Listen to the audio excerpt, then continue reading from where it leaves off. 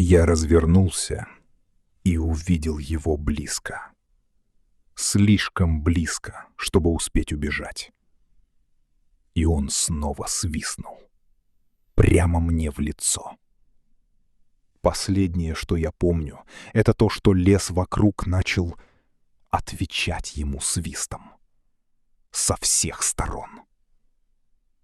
А потом запись оборвалась.